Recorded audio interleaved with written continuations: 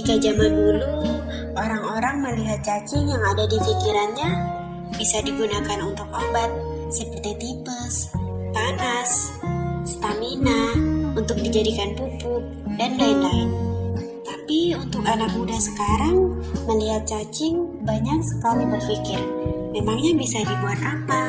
Yang ada di pikirannya malah geli, haram kalau dimakan, dan lain-lain. Sebenarnya ia juga geli dengan cacing, tapi ia alihkan pikirannya dengan berpikir bahwa ini adalah uang, dan inilah yang membuat ia berani. Begitupun yang terjadi pada istrinya, yang awalnya geli, tapi setelah panen dan tahu hasilnya, istrinya pun mulai rajin ke kandang untuk melihat cacing-cacingnya. Gitu, jadi yang dipikirkan jangan berhasilnya aja, pasti berhasil. Cacingnya berduit, cacingnya berduit, tepungnya berduit, semuanya berduit di cacing. Tapi yang kita harus antisipasi tidak enaknya itu geli-gelinya dulu. Jadi kalau pegang cacing geli, kita bayangin duit. Pegang cacing bau duit. Pegang cacing Allah duit nih, duit. Jadi yang kita bayangin duit, jangan geli. Jadi saya juga aku sama cacing sebenarnya. Begitu megang, nih duit saya udah keluar. Ini duit banyak keluar nih. Jadi mikirnya ini harus jadi duit gitu, jangan jadi geli. Istri saya pun geli megang cacing. Begitu mulai panen, mulai sayang, jadi mulai sering ke kandang, mulai mas, cacing udah dikasih makan belum? Nah, dulu enggak. Kasih makan mulu, bau. Gitu. Jadi sekarang begitu udah jadi duit, istri lebih sayang, keluarga lebih tenang.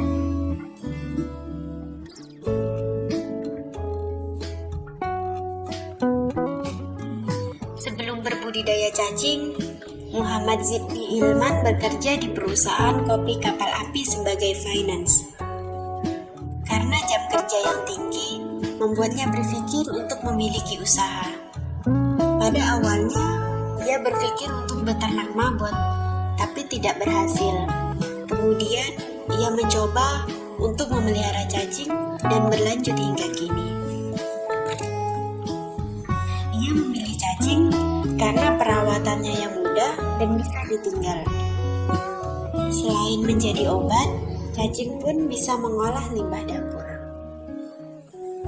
Keuntungan dari budidaya cacing yaitu perawatannya mudah, hasilnya memuaskan, dan semua yang dari cacing bisa dimanfaatkan, seperti tepungnya, cacingnya, airnya, dan bekas kotorannya.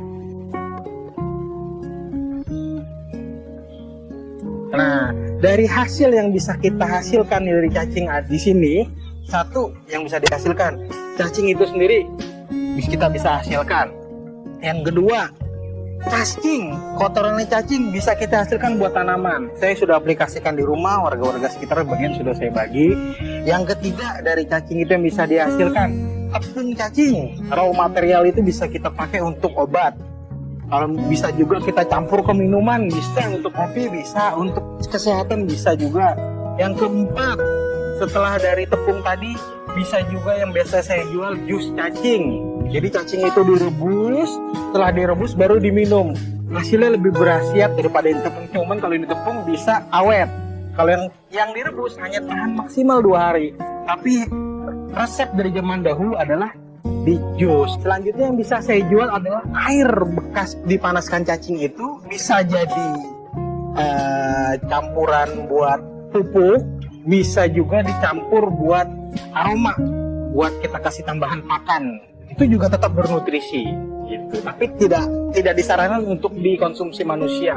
Itu bukan human grade menurut saya begitu. Yang saya jual keluar tepung. Kalau yang saya setor ke PT pun tepung. Kalau ada beberapa warga yang minta dikapsulkan, saya kapsulkan.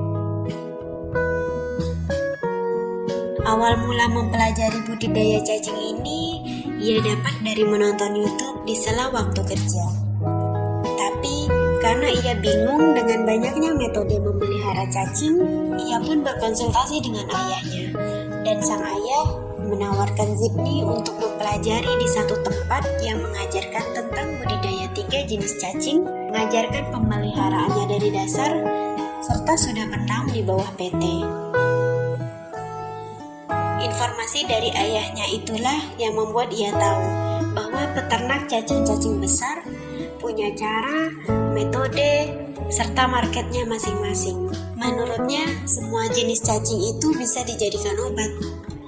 Hanya setiap jenis punya keunggulan masing-masing. Dan yang dipelihara oleh Sydney adalah cacing lumricus. Cacing ini bermanfaat karena mengandung enzim lumrikonase yang sangat tinggi. Enzim inilah yang sangat bermanfaat untuk tubuh manusia. Bukan hanya tipes, tapi juga seperti memecahkan pembuluh darah yang menggumpal, memperbaiki peredaran darah, dan lain-lain. Pada awal mula beternak, ia memelihara 100 bibit dengan luas kolam 17 meter persegi yang diisi dengan 15 karung media. 2 atau 3 bulan kemudian, cacing bisa berkembang biak 2 atau 3 kali lipat.